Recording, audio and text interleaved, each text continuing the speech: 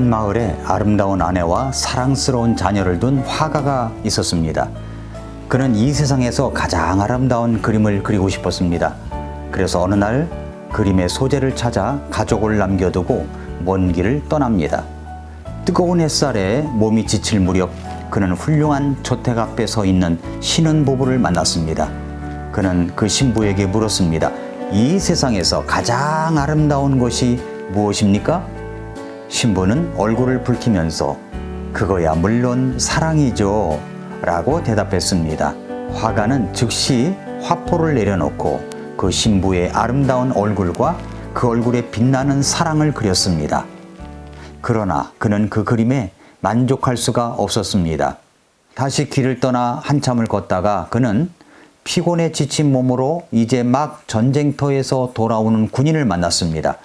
그의 얼굴은 상처투성이었고 기력을 잃고 금방이라도 쓰러질 것만 같았습니다. 화가는 그 군인에게 똑같은 질문을 던졌습니다. 이 세상에서 가장 아름다운 것이 무엇입니까?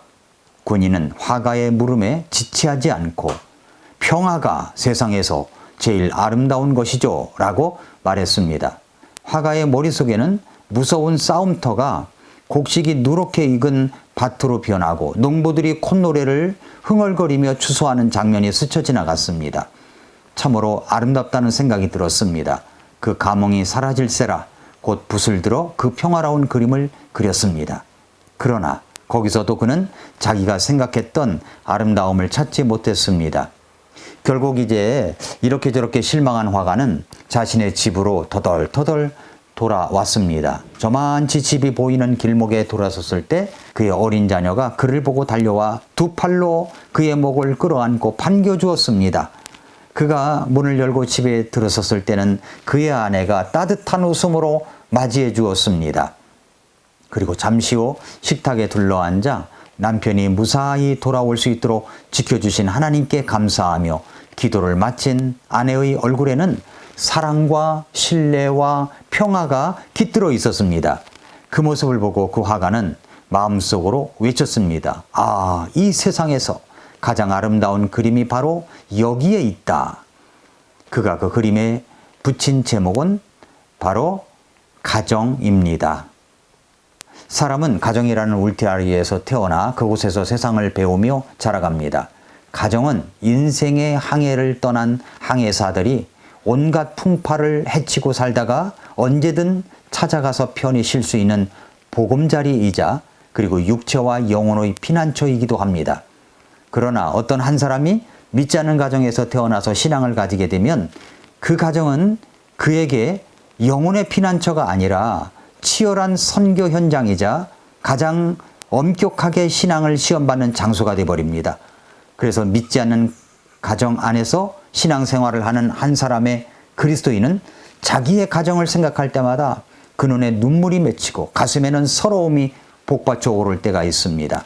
가정이라는 그 아름다운 이름이 이제는 아픔이 짙게 베인 상처의 장소가 되고 만 것입니다. 육체의 영혼의 피난처가 되어야 할 가정에서 쉼을 얻지 못하고 영적 싸움을 하는 이들이 쉼을 얻는 보금자리는 바로 신앙 안에서 만난 믿음의 가족입니다. 믿음의 가족은 믿지 않는 가족들로 인해 상처난 우리의 가슴에 위로가 되기도 하고 피난처가 되기도 하는 것입니다. 그러나 우리의 육신의 가정 안에서 가족들이 구원받는 것을 생각할 때마다 가슴이 저려옵니다. 어떻게 하면 우리 가족이 모두 구원받은 믿음의 가족이 될 수 있을까 하는 생각이 떠나질 않습니다. 어떤 때는 간절함으로 부르짖기도 합니다. 어떤 때는 해도 안 되니까 방관하는 자세를 갖기도 합니다. 그러나 적극적으로 기도를 하든 방관하는 자세를 갖든 떠나지 않는 가슴앓이는 계속되고 있습니다. 디모데전서 5장 8절에서 그러나 누가 자기 친족, 특히 자기 집사람들을 부양하지 아니하면 그는 믿음을 부인한 자여 불신자보다 나쁜 자다. 그렇게 말씀했습니다. 우리는 가족 구원을 위하여 어떻게 해야 하겠습니까? 이 주간은 특별히 가족 구원을 이루기 위하여 우리가 무엇을 어떻게 해야 하는가를 함께 나누고 있습니다. 첫째로 내 자신이 먼저 끊을 수 없는 하나님의 사랑에 확신을 갖고 있어야 하는 것입니다. 그리스도 안에는 정죄함이 없습니다. 이 사실을 믿으십니까? 로마서 8장 1, 2절에서 이렇게 말씀하셨죠? 그러므로 이제 그리스도 예수님 안에 있는 자들에게는 정죄함이 없나니 그들은 육신을 따라 걷지 아니하고 성령을 따라 걷느니라. 이는 그리스도 예수님 안에 있는 생명의 성령의 법이 죄와 사망의 법에서 나를 해방시켰기 때문이다 라고 말씀을 했습니다. 정죄함이 있었던 우리였습니다.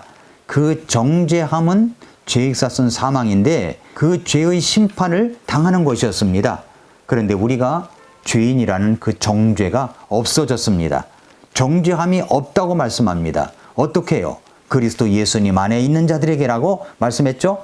이제는 우리에게 정죄의식도 없어진 것입니다. 또 우리는 성령을 통해 양자가 되었음을 확신할 수가 있습니다. 양자가 되었습니다. 로마서 8장 14절부터 17절에 보니까 하나님의 영에 의해 인도받는 자들은 다 하나님의 아들들이니 너희는 다시 두려움에 이르는 속박의 영을 받지 아니하고 양자 삼으시는 영을 받았느니라. 그분을 힘입어 우리가 아바 아버지 하고 부르짖느니라. 성령께서 친히 우리의 영과 더불어 우리가 하나님의 자녀인 것을 증언하시나니 자녀이면 상속자 곧 하나님의 상속자여 그리스도와 함께하는 공동 상속자니라. 우리가 그분과 함께 고난당하면 이것은 우리가 함께 영광도 받으려 함이니라 라고 말씀했습니다. 성령께서 친히 우리가 하나님의 자녀인 것을 증언해 주십니다. 여러분, 자녀라면 상속자인 것입니다. 하나님의 상속자입니다. 그리스도와 함께하는 공동 상속자입니다. 때때로 우리가 고난을 받는다면 우리가 함께 영광도 받게 될 것입니다. 또 우리와 주님과의 관계는 끊을 수 없는 사랑의 관계라는 것을 확신하고 있어야 됩니다. 로마서 8장 31절부터 35절에 아주 좋은 말씀이 있습니다. 누가 우리를 대적하리요? 31절에서 그랬죠? 그런즉 이 일들에 대하여 우리가 무슨 말을 하리요? 만일 하나님께서 우리를 위하시면 누가 우리를 대적하리요? 누가 우리를 대적할 수 있겠습니까? 대적할 수 없습니다. 그리고 34절에 누가 정죄하리요? 죽으신 분은 그리스도시요 참으로 다시 일어나신 분도 그리스도시니 그분께서는 바로 하나님의 오른편에 계시며 또한 우리를 위해 중보하시느니라 라고 말씀했습니다. 누가 우리를 정죄할 수가 있겠습니까? 그뿐만 아니라 38절, 그뿐만 아니라 또 35절에 보니까 누가 우리를 그리스도의 사랑에서 떼어놓으리요? 환난이나 공경이나 핍박이나 기근이나 벌거벗음이나 의염이나 칼이랴? 35절, 누가 우리를 그리스도의 사랑에서 끊어놓을 수가 있겠습니까? 없습니다. 그래서 38, 39절에 내가 확신하노니 사망이나 생명이나 천사들이나 정사들이나 권능들이나 현재 있는 것들이나 장래에 있을 것들이나 높음이나 깊음이나 다른 어떤 창조물이라도 능히 우리를 그리스도 예수 우리 주 안에 있는 하나님의 사랑에서 떼어놓지 못하리라 라고 말씀을 한 것입니다. 가족 구원에 대한 그런 마음을 갖기 전에 먼저 우리가 알아야 될 것은 우리는 절대 하나님의 사랑에서 떼어놓지 못하는 존재다. 하나님의 자녀다 하는 사실을 확신을 갖고 있어야 되는 것입니다. 두 번째로는 가족 구원은 끝나지 않는 가슴앓이다 라고 하는 것을 우리가 알고 있어야 됩니다. 가족 구원, 얼마나 우리가 소중하게 바라는 것입니까? 사도 바울도 그랬습니다. 로마서 9장 1절부터 3절에 보니까 내가 그리스도 안에서 진실을 말하고 거짓말을 하지 아니하노라. 내 양심도 성령님 안에서 나에 대해 증언하거니와 내게는 마음속에 큰 근심이 있고 계속해서 슬픔이 있노라. 육체에 따른 내 형제들, 내 친족들을 위해서라면 차라리 내 자신이 그리스도로부터 저주받기를 바랄 수도 있으리니라고 이야기를 하고 있습니다. 여러분, 이토록 자기 민족이 구원받기를 사모했던 사람이 사도 바울입니다. 명절이 되면 가족이 모이죠. 그래서 함께 모여서 정을 나눕니다.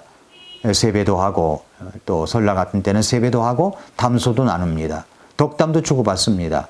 집을 떠나 있다가 명절이 되면 고향 부모님 댁으로 친지 친척이 모인 곳에 갑니다. 그런데 명절이 될 때 예수님을 믿는 사람이 극히 적다는 데 있습니다. 그래서 제사를 강요당하기도 합니다. 예수님을 믿는 부부의 자녀들은 할아버지 할머니가 강의하는 제사상 앞에 있기도 합니다.